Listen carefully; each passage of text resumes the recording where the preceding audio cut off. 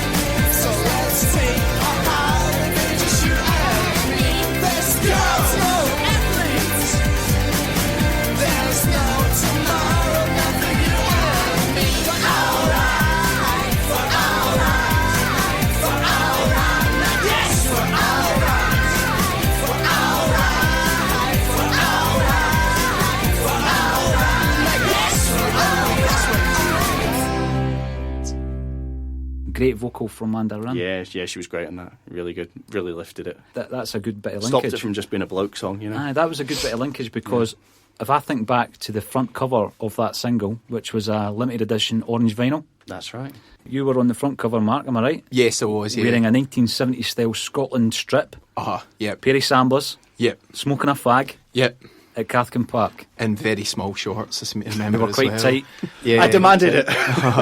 And for context, again, anyone who might see a photo taken me today, I was much skinnier back then and had more 70s like hair, I guess. But yeah. Tell us about the reason you used that as a theme and Cathkin Park as a destination for the photographs. Well, the song, if you listen to the lyrics, like a lot of things I do, they sound quite chirpy, but there's a slight melancholy there as well, because it's kind of about, I suppose, it's about, if you listen to the words, it's kind of about general unhealthiness and, you know, what is considered athletic, I suppose, probably in the west of Scotland, and with me and my friends, I suppose, and that was the kind of thought behind it, and the idea of the 70s football strip and the sort of decaying football ground and everything. Mark, come up with a lot of that as well, and the fag, football or having a fag. I used to get made to do cross country at Cathkin because I went to Holyrood, which is right next to it, and so I spent many an unpleasant morning running round Cathkin in the pouring rain and mud. So it was quite a strong part of my consciousness of the South Side, I guess.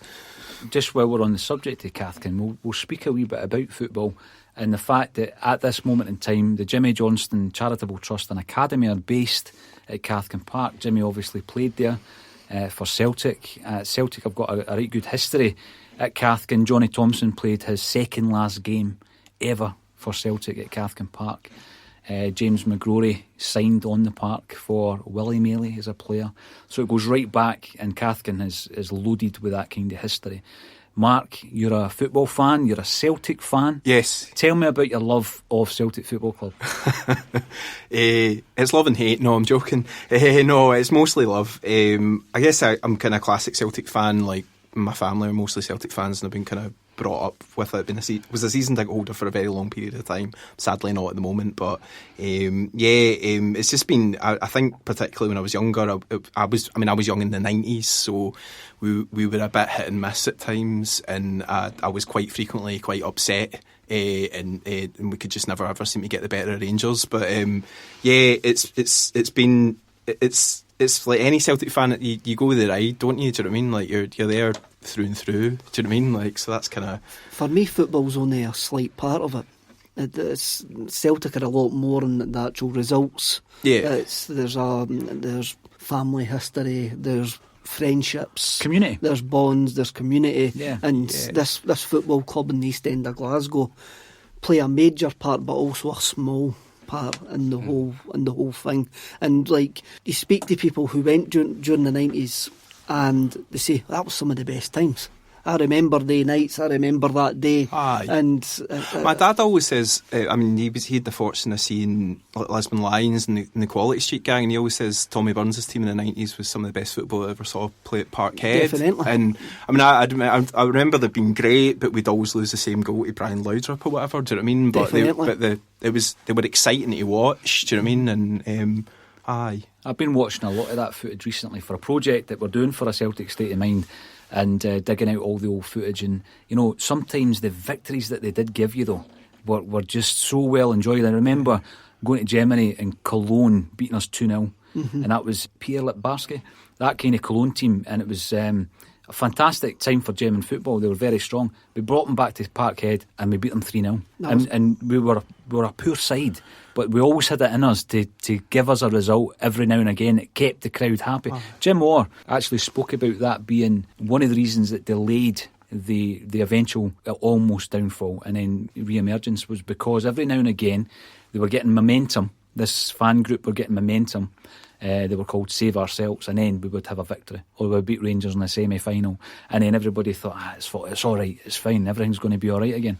But the victories, and like even the win against Partizan Belgrade, we still went out, but you remember the win 5-4 against Partizan Belgrade. Greatest ever defeat.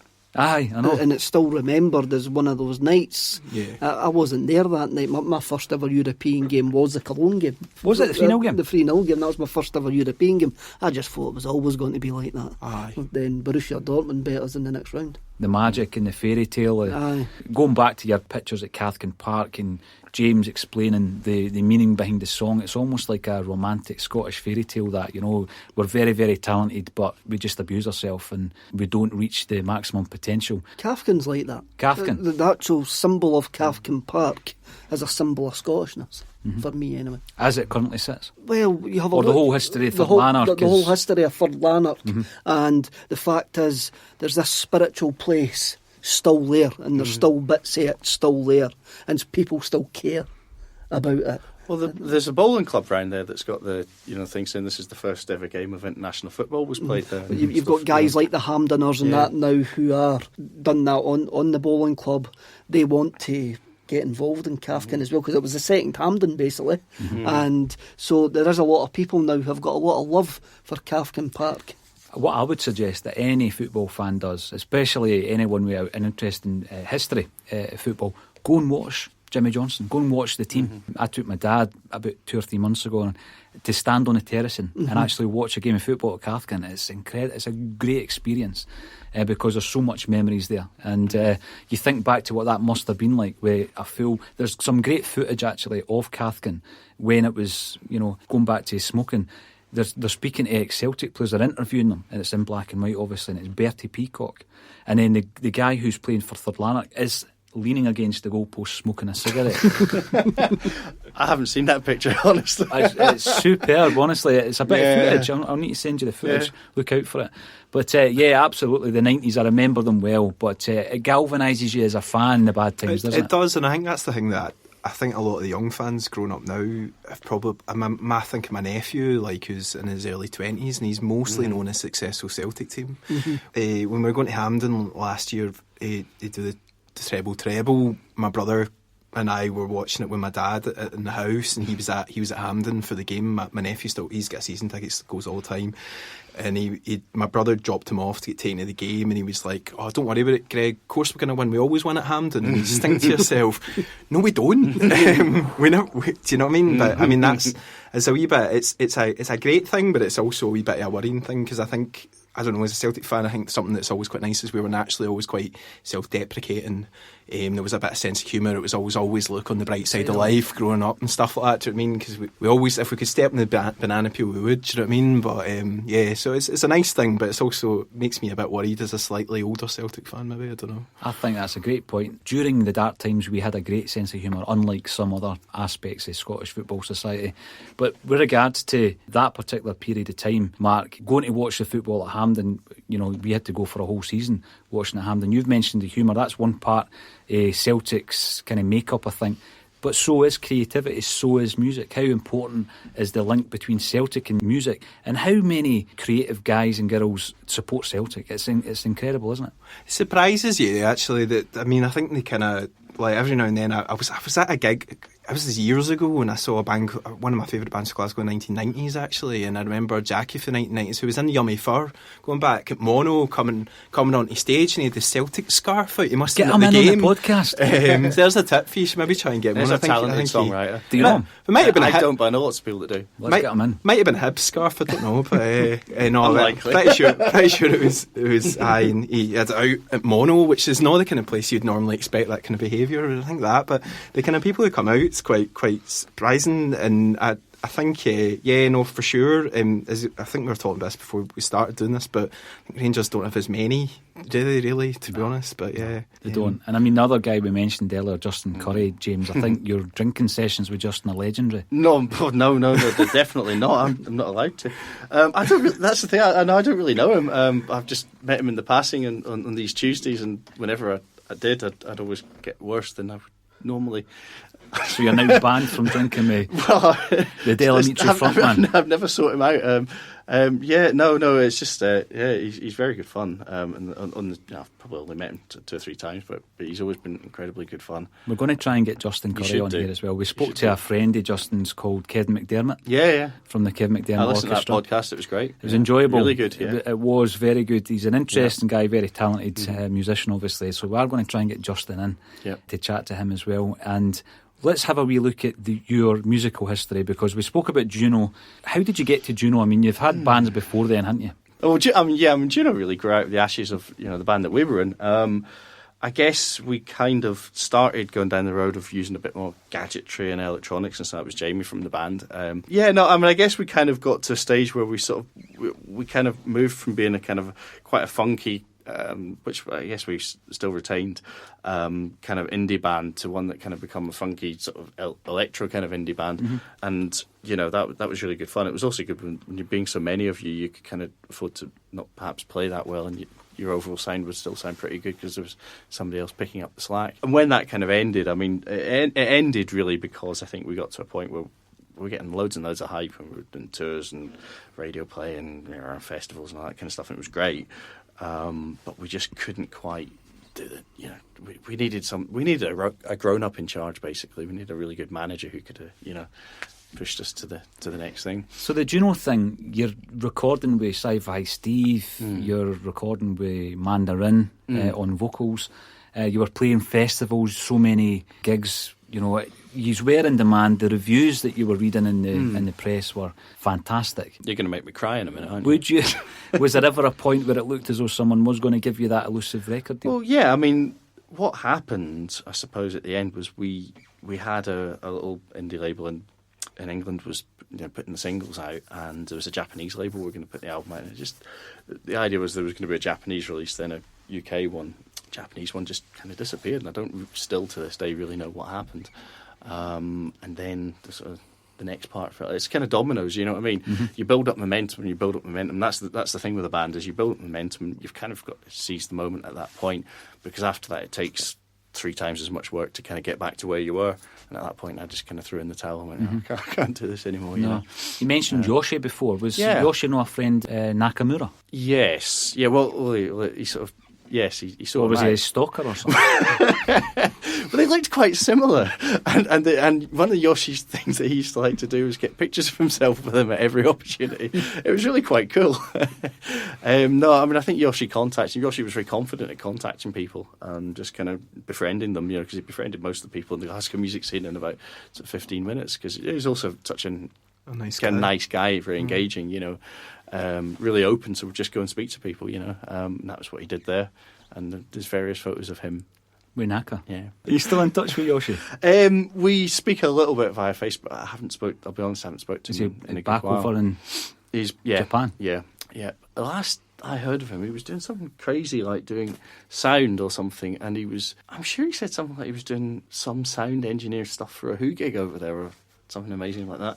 I had no idea that he could do that, but he was a very talented fella, So you had Juno and the Tall Boy. Now, the Tall Boy, for me, they gave you a Bell and Sebastian vibe, didn't they? Kind of opposite to the electronic thing. Yeah, so, yeah, I mean, I think Matt, the Tall Boy himself, is a much more rounded kind of songwriter than that. I mean, I think... He always hated the Bell and Sebastian comparison, actually, strangely enough, but quite often we got it. And I think it was because it was just a bit gentler and very melodic and not quite as sort of four on the floor shouting, as the kind of Juno thing. But yeah, he's a very talented musician. He's really interesting. You can get him to do any kind of range of, you can say, Matt, I really need a disco tune. Could you? And he'll go, okay. Just go and do one. Matt, I really need a heavy rock, and you could just go and get any sound, from the guitar. Really good multi-instrumentalist. Mm-hmm. With the Juno project ending, James, what was your plan at that stage? Were you, because from the day I met you, you've always made music, you've always written songs. Was there an idea in your mind as to how you were going to come back? I wasn't going to do anything. I mean, really, at the end of it, I'd worked so hard, and I think we'd all worked hard. Mark worked really hard as well, and I just kind of was really just, that's it. Oh, all right, I'm in the huff. I forsake music and all the rest of it. But around that time, we'd got a MacBook, and I'd started playing around on GarageBand. And just for fun, more than anything else, we just started writing a few demos on it, just something to do. So I hadn't really left it alone for very long. But one of the things I kind of did want to do was write demos that were just very guitar, very stripped back. This is sort of guitar bass, quite traditional approach, I suppose. And I wrote a demo, gave it to Mark. Mark went, this is all right, and did a few more. And then somebody who's a friend of mine, friend Murray, he gave us Stephen Street's email address and sort of dared us to send it off. So we did. And then not that long afterwards, we got an email back from him saying, really like this. Would you fancy, recording it in London? Which wasn't the plan. For anyone who doesn't wasn't the plan. For anyone who doesn't know Stephen Street's work, if you could just explain to our listeners some of the work he's done and some of the production work he's done. Yeah, so I mean, he produced the last couple of Smiths albums, and I think he was very much one of these producers who was a bit more of a band member than just a producer. And then he went on to co-write various Morrissey songs with Morrissey and produce his first few ones, and he co-wrote Every Day's Like Sunday and Suede Head and things like that. So a really talented musician. But after that, he then went on to do Blur, who is, I guess, where we probably came in, because at that stage I was kind of going back a little bit to my sort of songwriting roots, which was Modern Life is Rubbish being one of my kind of touch point records when I was about sort of 15 years, 16 or whatever age I was when it came out. And I guess the stuff we were doing kind of sounded a bit like that as well. And I think that's why he quite liked it. So that got his interest. What happened after that, James? Because when I think of your musical journey, this is one of the most incredible parts of that. You're invited down to his studio in London. Yeah, well, it was a studio called The Strong Room, which you'd have liked, because it had artwork by Jamie Reid, the Sex Pistols arts, and all the outside of it and inside of it was done in kind of really weird and wonderful way. It was really cool. It was in Shoreditch, and it was really nice because we did it. And it was just kind of hung around, and we couldn't afford the studio, really, could we? We were staying in a hostel round the corner in King's Cross for 3 days. It's funny, actually. I remember really well, because remember at the end of it, we'd been in each other's company because we'd driven down. So I loaded the car up with all our junk equipment, and he saw the drum kit, Stephen Street, said, "Well, this looks like it's been in the war or something." It was a 50-year-old drum kit we bought for £1 or whatever. And then we stayed in the hostel, and we'd been, by that stage, we'd driven down, and we'd been 3 days with each other. We were sitting a bit hungover after the last session. We were sitting outside a cafe, kind of a wee bit hungover, kind of being a wee bit grumpy with each other. And then, as sometimes can happen when you spend lots of time in company. And I remember there was a guy, probably in his 20s, come past with a handlebar moustache, tweed suit on a penny farthing. And he thought, only in Hoxton, do you know what I mean? Everything was forgiven because we just kind of fell about laughing, just kind of, this is crazy. Bloody cheer you up, that. So what was the plan when you went down there? Just to cut a single, 2 tracks? What was the story? Well, in fairness to him, he tried to talk us out of coming down. Who, the guy at Penny Farthing? Stephen Street's manager, a lady called Gail Coulson. She was really nice. Who I think was a fairly good manager. Egg. Good egg as well. She kind of sort of said to us, try and get a label to put some money behind you to do it, which was quite honourable of them. But, we just thought to ourselves, if we wait about, the opportunity might go, so why don't we take a bit of a punt on it? I think I was thinking about going to do a Masters at the time, and I was saving some cash, and I just thought, stuff the Masters, let's stick it in the single. The thing about it was we actually we hadn't played a gig at that point. Yeah. We hadn't even played with a drummer. So basically we practiced the one song with Matt, the tall boy, who is a guitarist who just agreed to play drums for us. And it was silly. We should have probably waited. Probably should have plotted out what we were doing a bit better, got a bit better live, and all the rest of it. Because we kind of had one really shiny, great pop single, and then we had to go away and work out what to do after that, and hastily put together a set.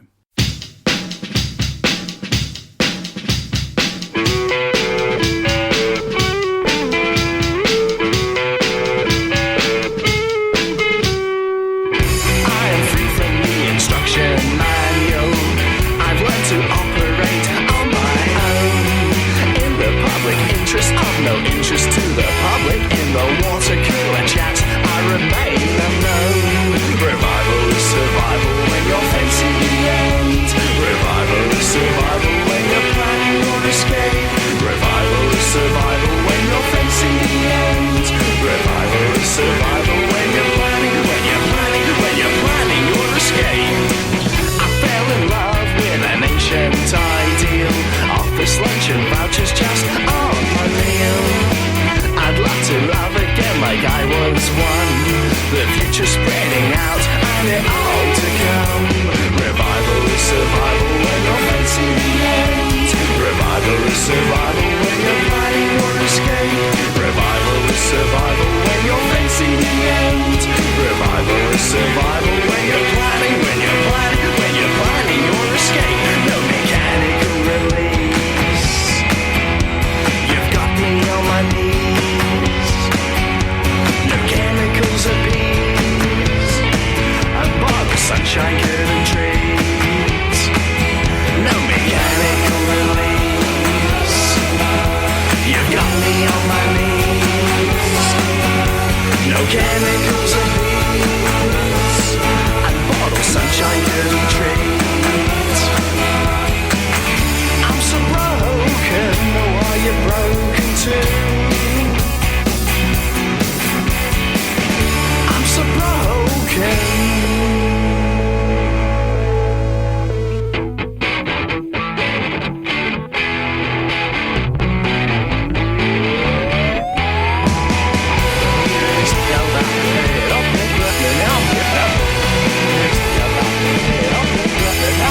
Perfect mind and okay body, I'd like to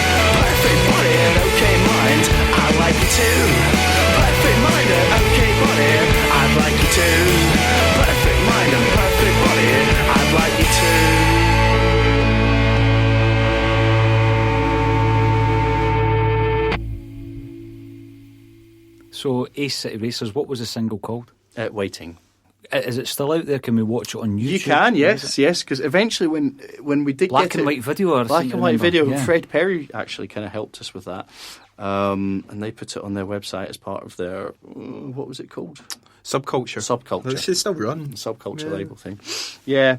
Again, though, I think the classic way we should have had a grown up giving us some advice, helping manage us. It was genuinely, it was one of these things we should have waited. We should have played the long game, but we were just like really excited children. Yeah, let's go and record to London. You know. But then you might have lost that opportunity with yeah, Stephen Street. we might have done. But you know, Gail sort of said, look, he's not going to go anywhere. He'll still be there in 6 months once you've got your act together. But well, no, we must do it immediately. How important is that Svengali character, John? What to have? Yeah, I genuinely believe that every decent band needs one. I think it's something that we've kind of never really quite had, to be honest with you. I think we've always needed somebody that's kind of as creative in the managerial sense as that, you know. What's the first song you're going to play us today then, James? The first song is called Satala Disco, and usually it's, as recorded for our new record, it is an electro disco kind of stomper. However, obviously, it's just going to be 2 guitars and singing. It's normally very upbeat, up-tempo, sort of arpeggiating synths and all that kind of stuff. Quite blondie-ish, probably. But this version is very, very different.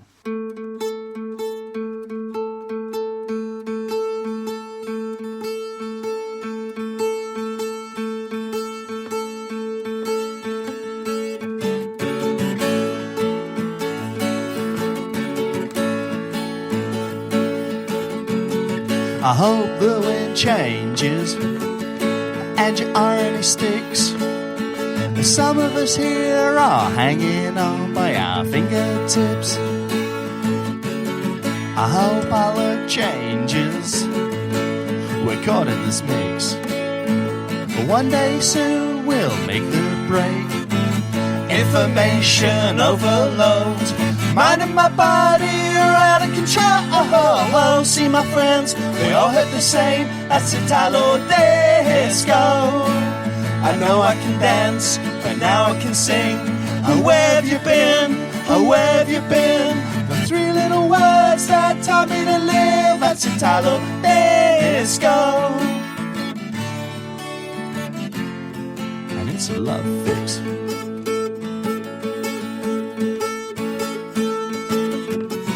I hope our luck changes. We're caught in this mix. Every day we seem to stray into our own tricks. Our zombie love repeats. We're dead in this mix. Every day we dance away. Information overload, mind and my body are out of control. See my friends, they all hurt the same. That's Italo Disco. I know I can dance, but now I can sing. Oh, where have you been? Oh, where have you been? The 3 little words that taught me to live. That's Italo Disco. And it's a sure fix.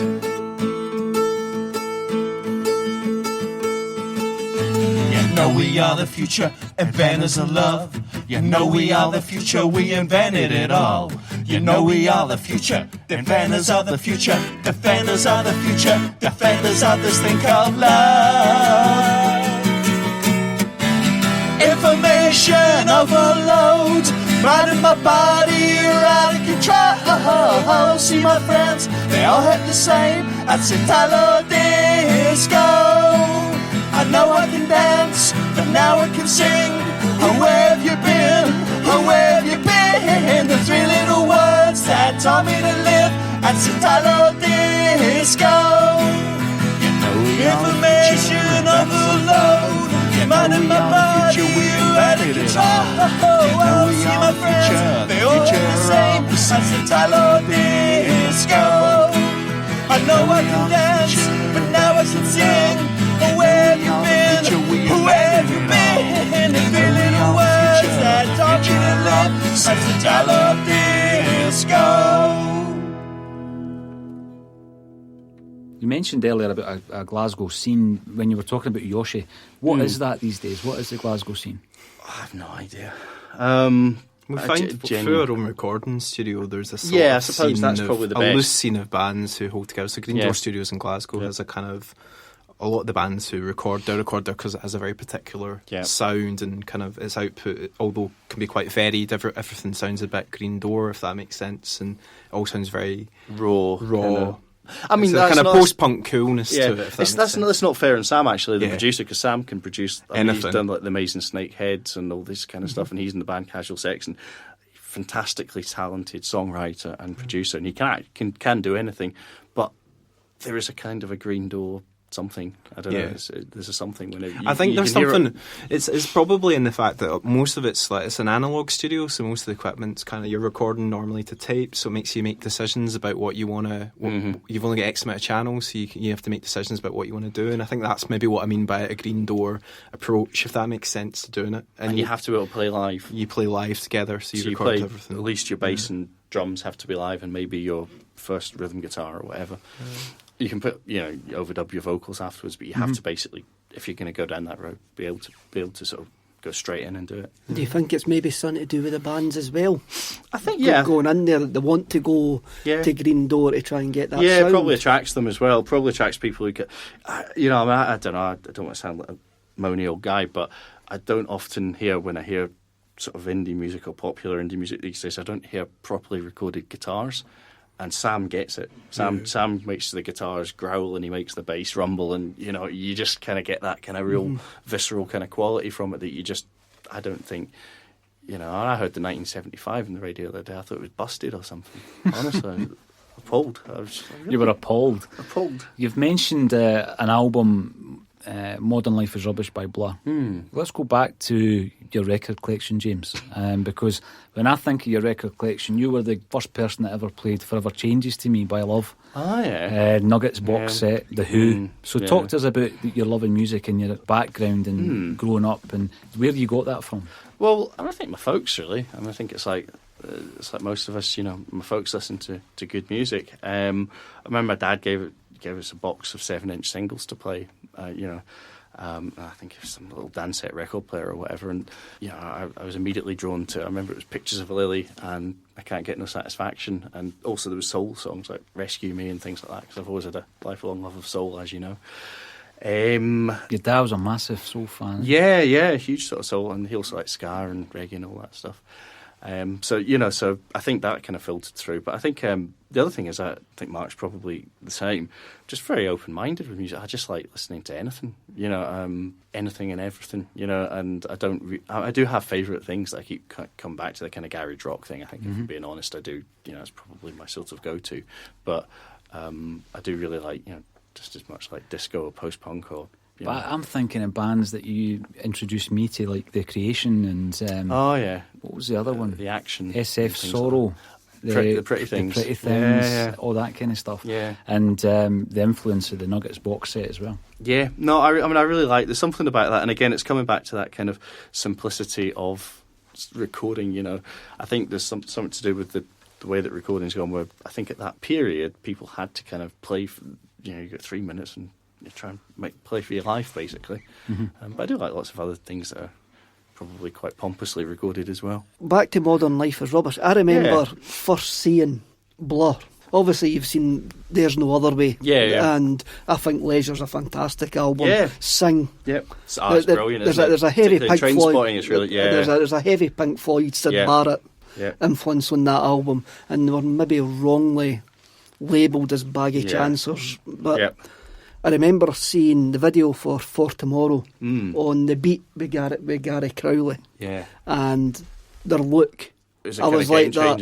I was like, what's actually went on there? Yep. And I remember they got ridiculed in the music press for that change. Yeah, because they suddenly come out, sort of in the Fred Perrys and the DMs and, all that kind of stuff. But it was a song, For Tomorrow, very Kinks-ish. It's like David Bowie, isn't it? Really kind of that kind of quality. Yeah. No, I remember being quite...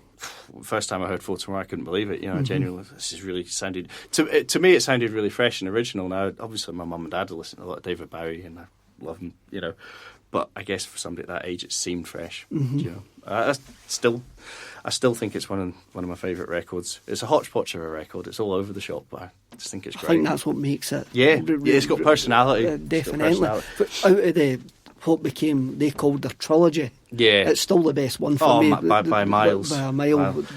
And it's funny because I mean, you know, again, Parklife had brilliant songs and it was probably a better produced overall record, you know, but Modern Life just has a sort of a personality about it. Also, I think it didn't quite go quite as silly. Do you know, I think Blur kind of got to that sort of knees up type, you know, thing, and they kind of got a bit silly at a point, but I think that was the right. I don't know. I saw them at the Reading Festival in 1993. Oh. When they done. I think that's on the Star-Shaped video, isn't it? Yeah. It is. Yeah, yes, that's amazing. That Star-Shaped documentary is a band absolutely on the edge of madness. Yeah. Especially Graham Coxon's on the edge of madness during that. Falling over amplifiers and They headlined the Tent in Reading, and it's the first time they done Bank Holiday in Parklife, because I remember them saying this and I actually bought when you used to buy a day later outside buy a bootleg of it. There was a wee guy had a bootleg of the gig, and I remember Albarn, he was swinging off the lighting rigs, and they were out of control. They were really, but it was a fantastic watch. They were vaguely alcoholic at that point as well, weren't they? It was a great set. It was a fantastic set, but I remember going back to my tent and there's fires everywhere. Folk were burning tyres and the folk next to us. The folk next to us were listening to Swedish heavy metal constantly for the 3 days we were there. Dear. Crocus, that was the name of the band. Crocus Pocus. And across from us in the tent there was 5 guys from Manchester who were only there to see New Order, and they never left their tent until New Order came on. That's amazing. Brilliant. Then went back. I can just maybe imagine it was that. New Order. I was going to say no, they weren't speaking to each other. I actually did meet the band in the Rivermead Centre because they went to see M People, and I went to see M People as well. I will admit that because it was Mike Pickering's a good guy, isn't he? It was 2 in the morning. I was frozen. They were playing in the Leisure Centre. It's on the edge of the Reading Festival. So we went in, and Bernard Sumner was at one end of the room and Peter Hook was at the other end of the room. It was a jump ball. But you mentioned, you had to qualify that, and you said that you admit that you went to see M People. Is that a band that you wouldn't like to admit? Is that going to affect your credibility as a music fan? Dinner party pish. All right. So what's the worst band? Dinner party pish. What's the worst band that you've gone to see live that you're going to admit on this podcast, Well, James? I've deliberately seen live. No, that you've seen live. The worst band I've seen live was probably Chumbawamba. I accidentally saw them supporting the Inspiral Carpets. It was the tramway thing, you know, where Oasis were playing in the next room, and we could watch Oasis being brilliant as the support band through the camera thing. I remember they did Shake and Maker. They did 5 songs, Shake and Maker and Live Forever and Cigarettes and Alcohol. It was a great kind of set, and we got stuck with Chumbawamba. I remember it was just terrible. It was really bad. Really, really Mark? bad. I'm struggling. I feel like I've only ever seen cool bands. I feel like I've only ever seen fairly okayish ones. I've had some disappointing gigs by good bands, if that helps. I remember I'll absolutely love a band called The Horrors, one of my favourite bands. Brilliant. And one of the times I saw them, when they were playing their second album, Primary Colours, they were absolutely amazing. I think you came with me to that one. It was in Edinburgh. It was in Edinburgh, and it was extraordinary. And I saw them. I took my wife to go to see them on, I think, their third album, or their fourth, or whatever. One of the later albums. It was in the ABC in Glasgow, which I always think ABC is one of those venues. I've seen quite a few bands who I know are good die on that stage for some reason, because I think the sound's a bit weird. Well, it's too wide, the room. Well, it's not a problem anymore, I suppose. But I went to see the Inspiral Carpets when they came back. When they come back with Steve Thingley singing instead of Tom Hingley. Which kind of was weird. I was talking to I was at that. I was talking to James Allen. Oh, right. And they had missed the start of the gig. Right. And they say, and that was what they mentioned. They says the sound in here's terrible. I didn't know he was a fan of the Inspiral Carpets. Well, Clint Boone promoted Las Vegas quite, so they were friends with Clint. Yeah, Juno played with Las Vegas a few times, yeah. You did? What was the place, Leslie? We played in Leslie once, and I seem to remember it was somewhere else in Glasgow, I think, once. Yeah, no, because, we knew a couple, yeah. So the connections continue. The worst band I've ever seen are Bucks Fizz. Honestly, I seen Bucks Fizz at, what was the name? The Ballroom in Dunfermline. That would have been well It was past their accidental. prime, I didn't realise they were playing. Uh-huh. Who did we see? Edwin Starr. Remember there was all the scooterists and the neck braces? There'd obviously been a scooter pile up and they're all dancing, North and Soul dancing. Aye, that was to Edwin Starr, eh? Edwin Starr, yeah. Was it actually him? It was Edwin, I think. Right. Yeah, I think so. He died soon after. We did, yeah. I saw Take That at an under-18 disco in the Foo Bar. Really? Aye, when they done the whole under-18s disco. Aye, they were wearing like dungarees with nothing underneath and that. I saw Take That. And them people. Did you not, Paul, see Adam Ant when you were young, or have I made that up? No, because we're big Adam Ant fans. I'm going to be honest, Adam and the Ants. I've seen Adam Ant recently. Yeah, Adam and the Ants. Kingsley Well Frontier was That's the a first great record I ever owned. Great record. So that's the link. That was my first ever record. Don't Be Square, Be There. Strangely enough, you mentioned the horrors. I saw them at the Liverpool Psychedelic Festival. Oh, yeah, I've seen about that. Looks great. About a year after that. And what I remember most about that night, the sound was terrible. The sound was absolutely atrocious. All you could hear was bass, and they were really, really loud. But I was standing next to Joey Barton. And it was 2 weeks after Celtic had bet Rangers 5-1.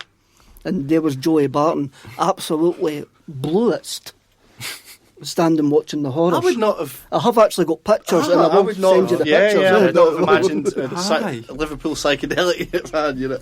Talking to Liverpool psychedelia and Spiral Carpet support bands, yourself and another mutual friend introduced me to Edgar Summertime Jones because you had seen him as the frontman of The Stairs back in the 90s. That's right, The Stairs played that festival that year as well. Did they? Aye, I bet they'd have been good, yeah. Saturday night, hometown crowd. Yeah, that was my first gig. Oh no! That was supporting the Charlatans. Yeah, I saw them in Spirals later that year. They're supporting the Charlatans at the Barrowlands, and I was 15, and they were just brilliant. And I went running out because I thought the place was on fire because I could hear ringing, but it was my ears. It wasn't on fire, and I looked a bit silly. Second song, James. What's the second song you're going to play for us today? The second song is this one's called "I Haven't Been a Good Boy," and normally this is a kind of a sort of a fuzzy kind of rocker on and it's from the first album, and the version on the album has loads of feedback and sort of Mary Chain style fuzz and freak out at the end, but this is just stripped back as a kind of pop song.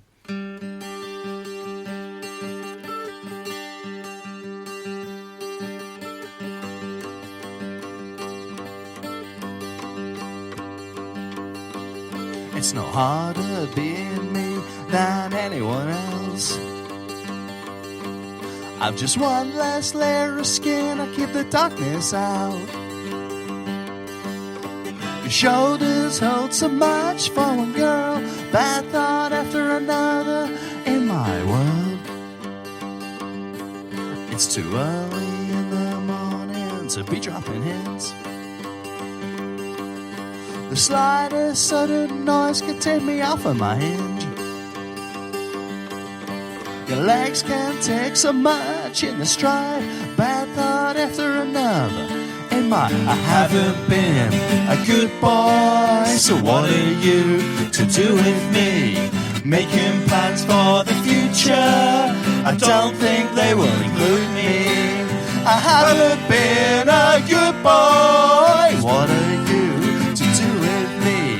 Making plans with your best friend, I don't think they will include me.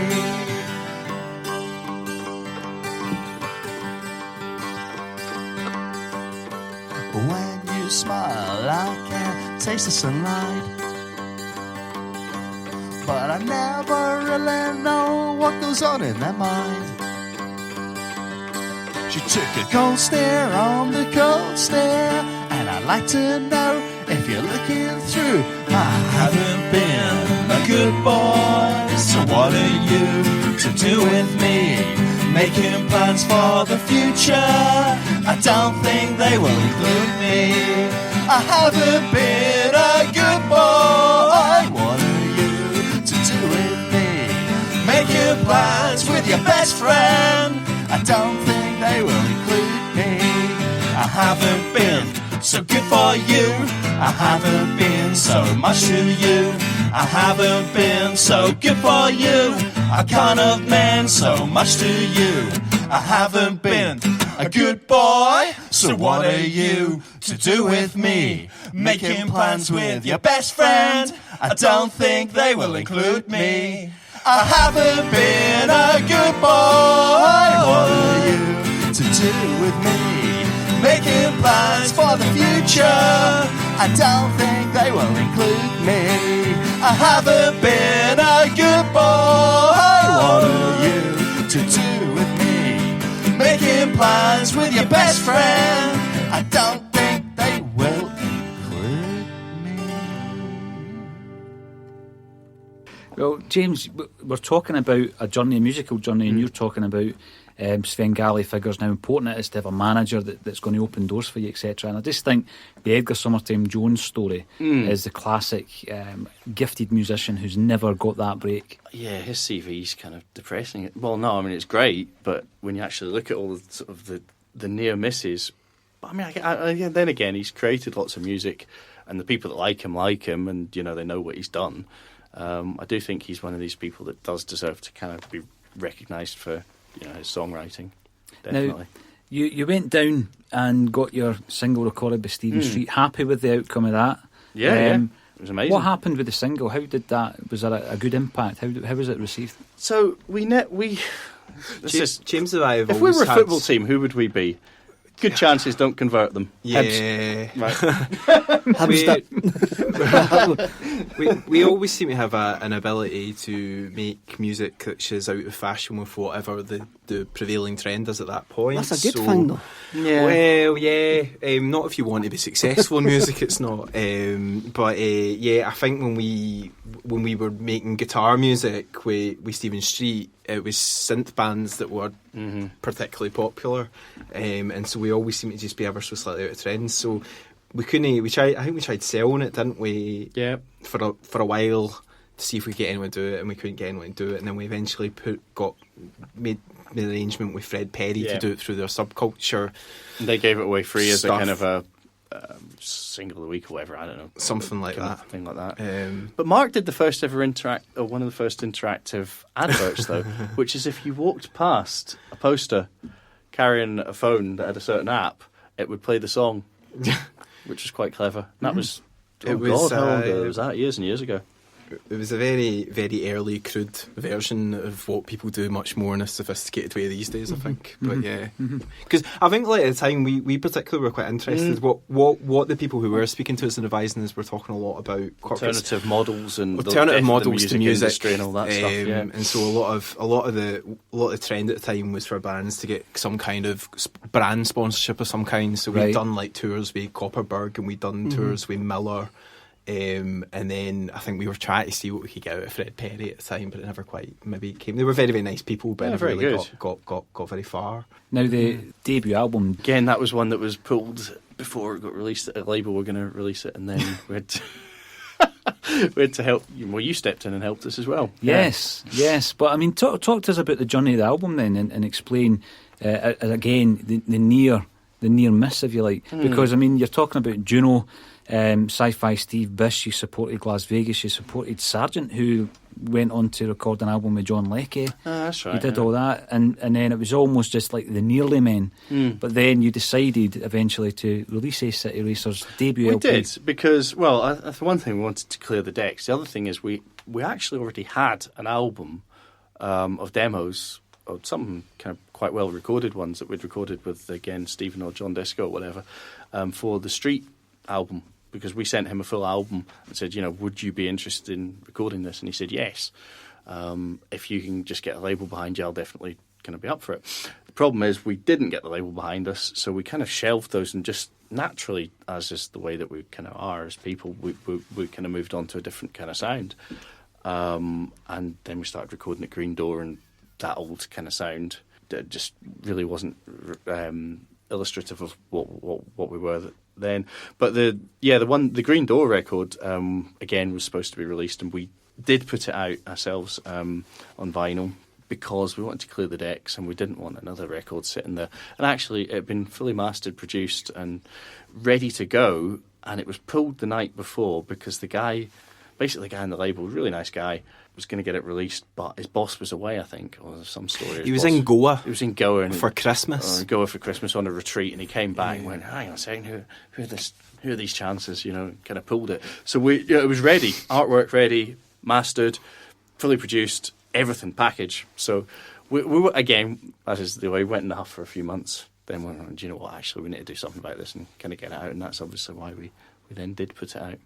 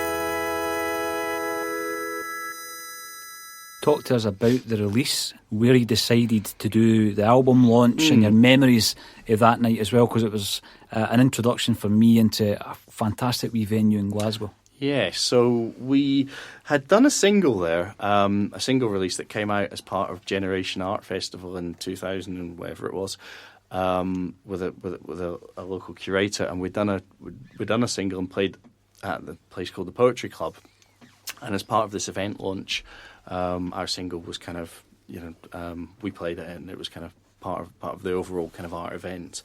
But we couldn't believe how good it was. That single we did with a chap called Danny, who was in the band Correcto. I don't know if you remember them. So Correcto, he's a really, really good musician, a guy called Danny Saunders. Very interesting kind of songwriter.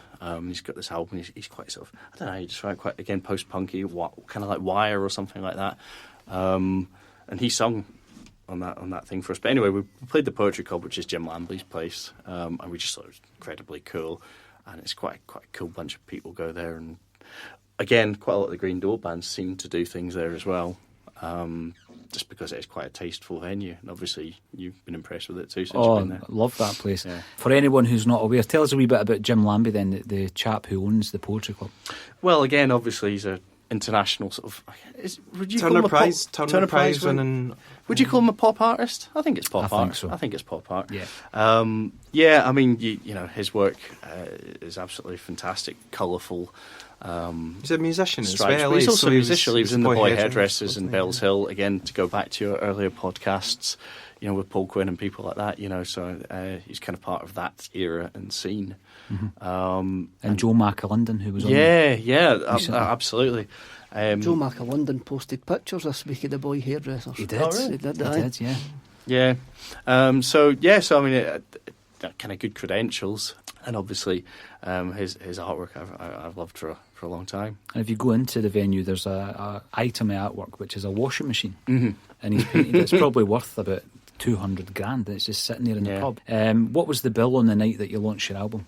Vincenzo played as well. Yeah. You obviously know Vincenzo through your brother. Yes, we're going to get them in for a session. We're going to that'd get be them amazing. into ACSOM for a session. Oh, Jamie's going to that'd be play what do you call extremely the box? Squeeze box? No. The tea chest. I'm not sure what it is, But is it a bodhrán? it's an alternative Is it to a bodhrán? playing I've live heard of- drums. Yeah. Yeah. Band Yeah. Tiger Place played that one. Tiger Face. played that one with us as well, didn't Yep. Very Really good. nice guys. A really good band as well from Glasgow. And the DJ was Tam It was Coyle. None other than Tam Coyle. Yeah. So Full-time legend Tam Coyle. Our friend. Tartan Army. Yeah. Tam Coyle. Yeah. Yeah. now, how is he known within the music biz then? So Tam,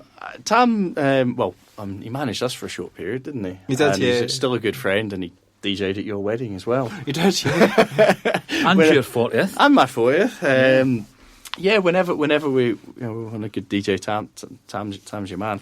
I mean, I guess he's famous for the Splash Club. I think he in Glasgow and London and stuff, where he put on a lot of really good kind of early Primal Scream sort of incarnations and bands like that. And I think he was the first person to put the Stone Roses on in Scotland as well. I could be Roses wrong. at the Rooftop. Roses at the Rooftop. Was that Tam? That was Tam.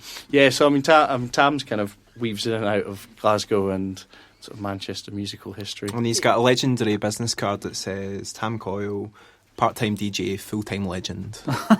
Brilliant. And he is great, and he's so much time for the man. You just chat away. And What was the name of that band who supported Morrissey? oh, Was it Brother or Viva Brother or something? we played with them quite a lot. We played with them a couple of times. In fact, Yeah. we've just No, one of the it's a girls. nice segue, Mark. I see One of what the you've done there. girls that was who played with Viva Brothers actually been recording with us on our new album actually, so she's been doing some backing vocals. So as we've recorded a kind of a New York early 80s Factory Records disco record. No, this is... we needed somebody who could actually sing. So we've got a really talented singer yeah, called really- Grace Barrett, who's done stuff with Little Bits, and she was with Viva Brother. I think she's sort of semi-retired as a singer these she? days, but But she she's does brilliant, other absolutely interests. She's brilliant. absolutely brilliant, yeah. So tell us then about this new direction, this new record that you're working on.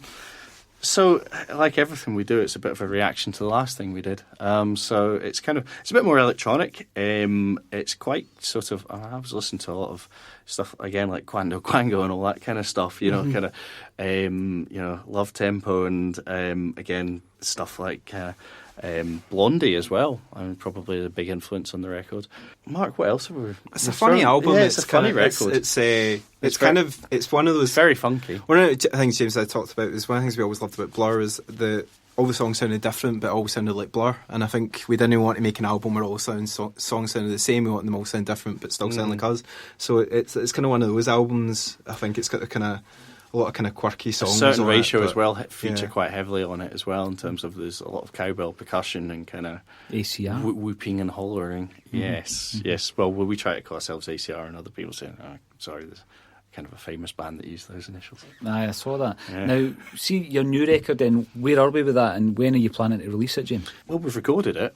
I think what we need to do is, I became a father last year, so a lot of time was spent, not playing gigs. We have actually, we did actually play a gig just before Christmas, and obviously we're doing this now, and as I say, we basically need to work out what to do with it, which labels to approach, and all the rest of it. Because I do think it's a bit of a step up. So I think for us, it would be a shame if it wasn't properly released. The third song, I seem to remember, got its video premiere on the Clash website. James, talk to us about that. Yeah, so that was good fun. At Mark's suggestion, in my flat, we built a room within a room out of plywood. and we built it to basically look like there was a prison cell where somebody was being tortured, and again, By listening to our own song. Yeah, and Mark's the video maker here, so he probably could tell you all about it. Yeah, I got my friend to be in it. I remember being in work and saying to him, I'm going to finally make that video where the guy looks like he's been tortured by listening to one of my own songs. He said, I want to be that guy, and I said, that you're cast in. So yeah, and he gave us all. He was bleeding that day. He and really did, yeah. There's bits where he's punching the wall and he's bleeding his real blood, as they say. Yeah. I think he probably was tortured by the song. I left the house because I could just hear the director shouting at him.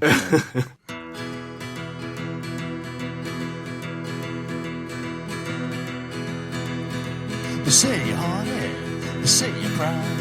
I feel you're near me, but that's not allowed. That's okay, we stand out in the crowd. Neon in the city and we're shouting so loud. They say you're naughty, they say you're cruel.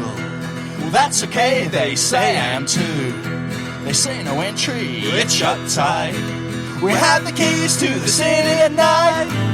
21 seasides. See the city at night. Man the gutter, the light bright lights. I like to see all you've got for sure.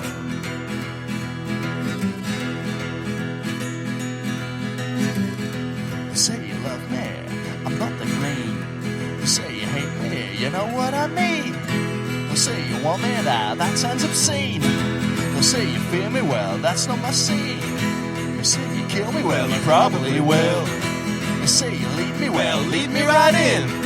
They say together we shouldn't be allowed. Well, that's okay, we're the head in the clouds.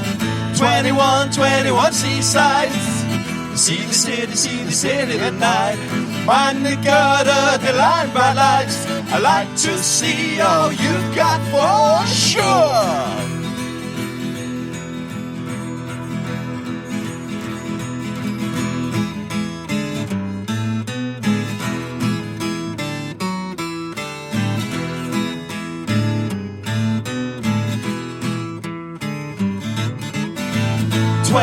21 seasides.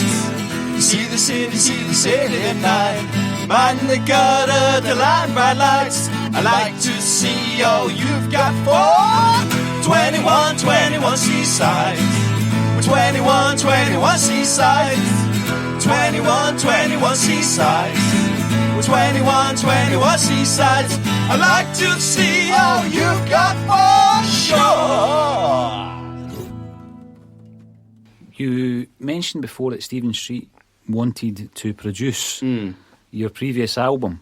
Well, he said he would, yeah. Was this the album which was your pre-debut? Yes. Your pre-debut, there is, as yet unreleased? Yes, there's a lost record there. Well, actually, there's two. There's also the Glasgow Green Preservation Society, which I'm technically banned from talking about by a drummer. Now, if you were to go to somebody like Stephen Street, how much would that cost to record the full album? Do you know, Stephen Street actually is really quite reasonable in terms of like producer fees and things like that. Like, he didn't charge us very much. What cost us a lot of money was working on, at the time, Street didn't have his own studio at the point, and he was in between studios. I think he might do now. And he basically charged us mates rates for the recording he did for us. Yeah, and he what cost money was actually studio time, to be honest, down there. But I think he actually negotiated a better deal for us on that as well. Yeah. But I don't think we've ever costed it, to be honest. Yeah, I think it's one of those things. If he had his own studio at that point, like he did before, we probably actually could have had a pop at doing the full record. Yeah, probably. Yeah. How are you planning to release it in terms of the? Is it going to be a vinyl like the last one? How are you going to release it, James? Jeez. So, I'm talking about alternative methods. Andy, our drummer, was suggesting that we should, have a T-shirt, and you get a download code with the T-shirt when you buy the T-shirt. I don't know. Well, that's because that's certainly for a single that we've got, which we'll need to let you hear. Who's designing the T-shirt? We might need to speak to you about that. I did a prototype, which we for one of the songs called "Living It, Loving It, Larging It," which is on a T-shirt now.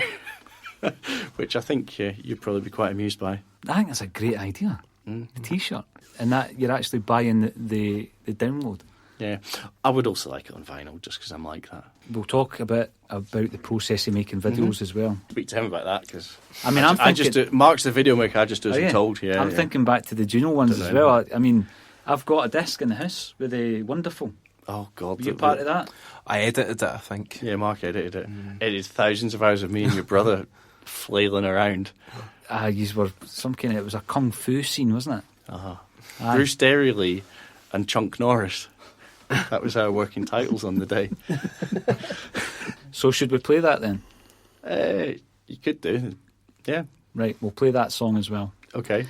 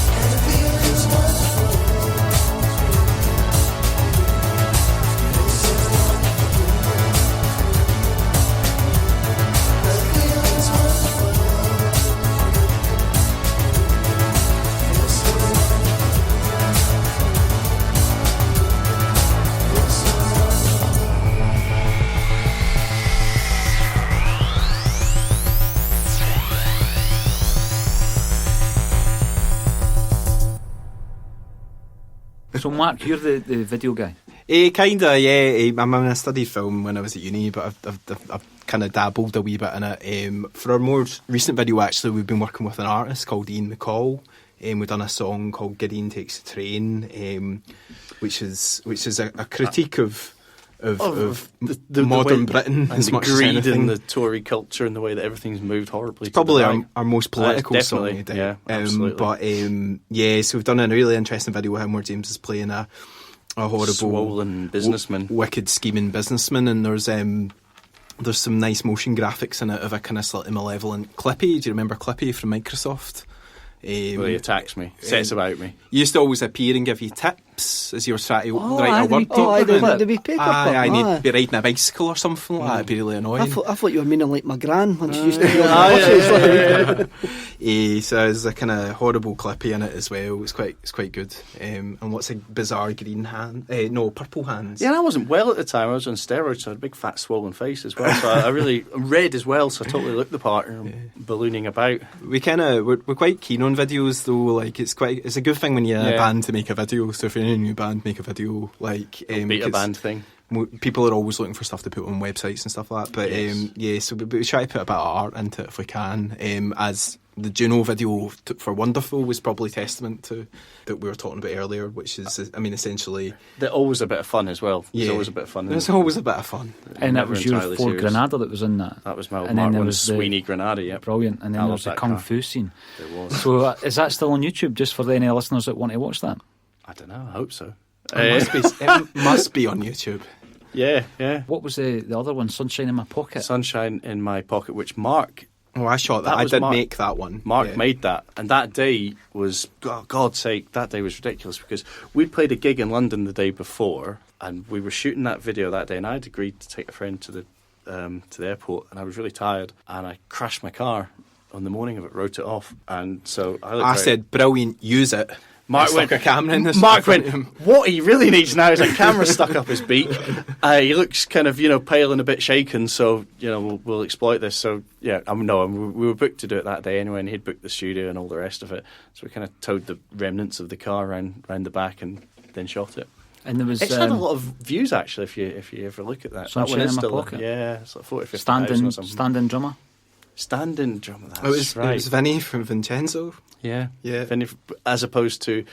Jazzy from Vincenzo because he couldn't make it that day and it was a total shame because I think he really wanted to be in it but the studio was booked and Mark had a deadline. It was for your course, wasn't it? It was your final piece of coursework. Yeah. Was to do that video. The drums are actually quite interesting, that song, and I had lots of shots planned to show off Jazzy playing his amazing drum bits and then Vinny was playing like Charlie Watts kind of drums throughout it.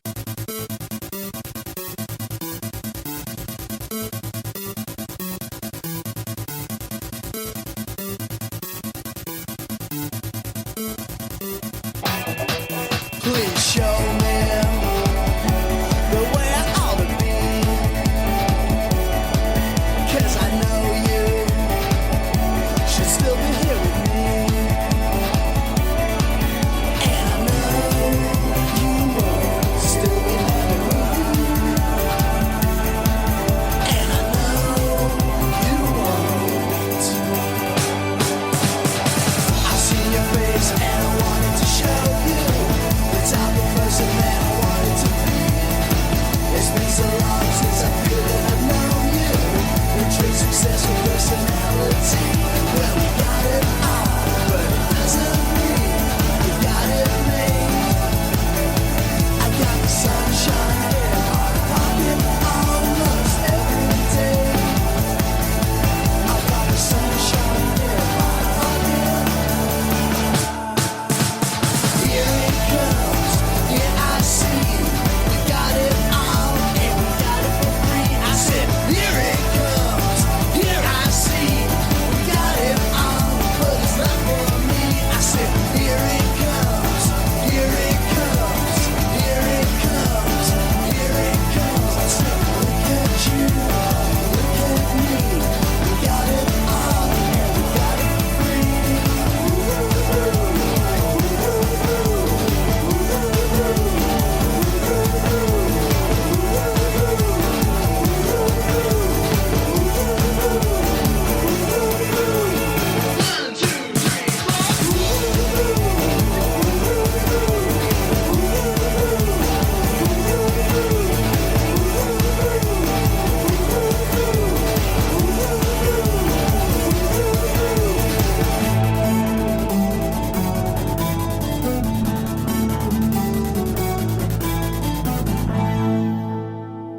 I want to add a section in this discussion before we wrap up about Primal Scream. Right? Oh, yeah, okay. Because personally, and I know Kevin's such a big fan that he's got Screamadelica tattooed on his arm. Really? But personally, I just think they are the most important band in my lifetime. I would Okay. say, right? So people can say this band's better or this. I think Primal Scream are the most important band of my lifetime. Now, how influential have they been through the years with your own music, James?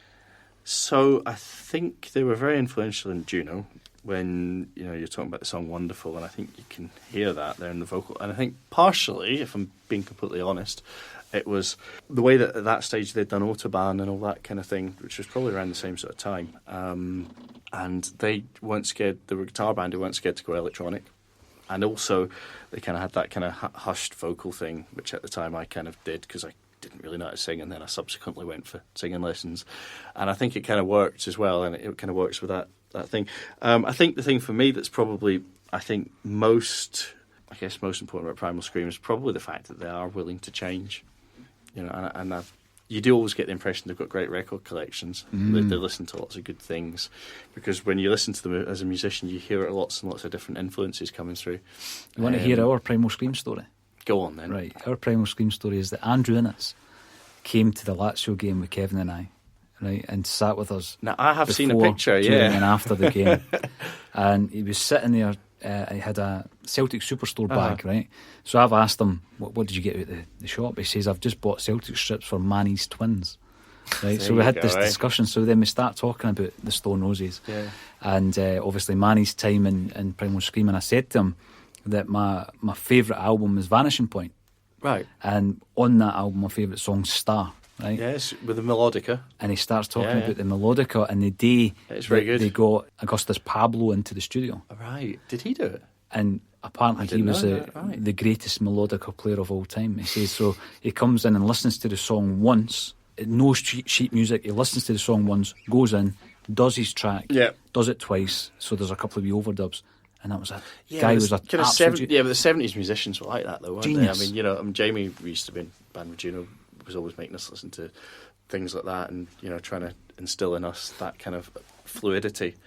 See, that's amazing. The melodica bit. Yeah. Surely got a writing credit for that, because that actually makes it's the song. a top line melody, isn't it? Really, It is, absolutely. And you know, just sitting there, people were watching one of the best victories in Europe over the last few seasons, and me and Kevin are talking to Innes about melodicas on Star, and at great length, and talking about the name of the band being a reference to John Lennon and Yoko Ono. Did you know where Primal Scream got their name? Yes, was this a well-known it was the fact? Therapy, wasn't Therapy, it? yeah. It was the therapy. Therapy. You scream it out, basically. And then the Screamadelica name for the album being a play on words for Funkadelic. But nobody can remember who actually named it Screamadelica. Nobody in the band can remember that. And we were talking about I get the impression they can't remember some of that period, probably. Well, we then spoke about the They post. lost the whole album. That's right. The post Screamadelica album and the Memphis tapes, and the regret that they didn't use the Memphis tapes now, looking back. And he was a great, absolutely fantastic guy to sit and pick his brains about. And then he invited us with backstage passes for the Primal Scream gig at the Barrowlands. That's unbelievable. I know. And we were standing there, and Bobby Gillespie was there, didn't want to bother him, and just left him to it. You know, one of the ones.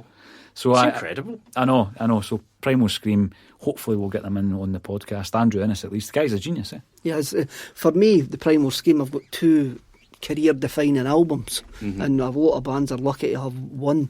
They've got Screamadelic and they've got Exterminator. Yeah. And Exterminator, now it's 20-year-old this year.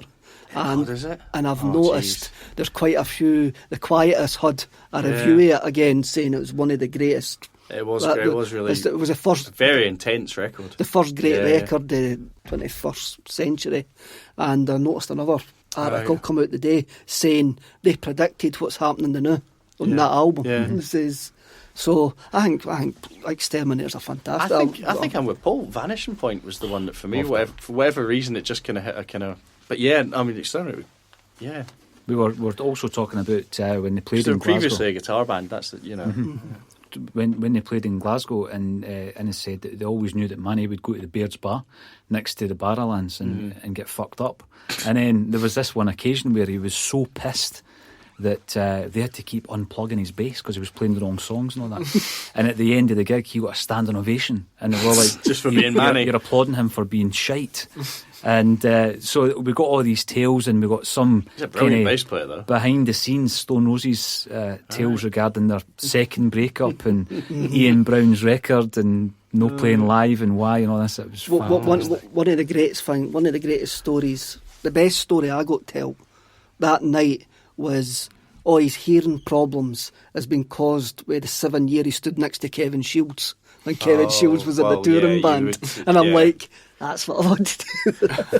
I'll be very disappointed if your hearing problems weren't I can't remember caused. what programme it was I watched, and they had like Kevin Shields' house. It was like literally had a room full of pedals. A room, just a room like this, just full of pedals. It was incredible. I asked him, I says, what happened between you and Kevin Shields? He went, we just stopped answering the phone. Aye. But Right. that's what he does. He says even when he did Went answer back to his it, pedals. even when he did answer it, it would take him 2 weeks to answer it. Was that I'm a not saying delay it would pedal? ring for 2 weeks, but he would get back to you 2 weeks later. He says, and when you're in a band, you need somebody Yeah, to be it's there. immediately. And I remember McGee saying that he suffered from not being able to finish anything. I don't know if there's a Right. name for that, but he just He was a couldn't finish perfectionist, anything. wasn't he, as Aye. well? Yeah. So Because the that was wee- love. Loveless took however many years and how much money it cost and all the rest of it. And Oasis bailed them out, didn't they? Really? Mhm. So that was your Andrew Innes story, and hopefully Andrew, who's now a friend of the podcast, will come on and speak to us or play an event or something along those lines. But it was just a great insight. And when I went to see them live in December, it's the best I've seen them, James. They've got a Really? female bass player now, who Simone, I think her name is. Superb, and Innes. You see him after the gig, and he's an old guy, but on the stage he's just superb. Yeah. And Bobby Gillespie with his pink suit. Was he wearing a pink cutting iron and Pink pink suit? suit, Now? yeah. All right. Yeah. I saw him in a white suit once. So yeah. I'm wondering, they're playing that at the summer sessions, eh? Yeah. I'm wondering if they're going to do an Exterminator set. What did you say? 25 years? Or is it 20 20 years. 20 years since that album came out. I hope they do. You were also offered a record deal pre-Juno with your band before that. So Yeah. you've always skirted. Yeah, well, hang on a second. If I recall correctly, Paul, for you were there at the same time. Yes, we drove down to Stratford, all excited. Oh man, I remember the guy, and he was What's like, his name? In my head it was Swiss Tony, because he was like the guy name making a was hit records a lot like Making Love to a Beautiful Woman kind of sort of shit, and the pictures of rubbish rock bands on the walls. And he said, I really dig you guys. You remind me of the Rolling Stone Roses. And I thought, seriously? He did say that. They're the second most famous band of all time, and you can't even get their name right. That was a very disappointing day, that was. You mentioned Swiss Tony there. So we went to a market and bought loads of Bruce Lee videos. We did. So all that's left for us to say, James, Mark, Ace City Racers, thanks for attending A Celtic State of Mind. Thanks very much. Thanks very much. Been great I fun. loved that. I Cheers. loved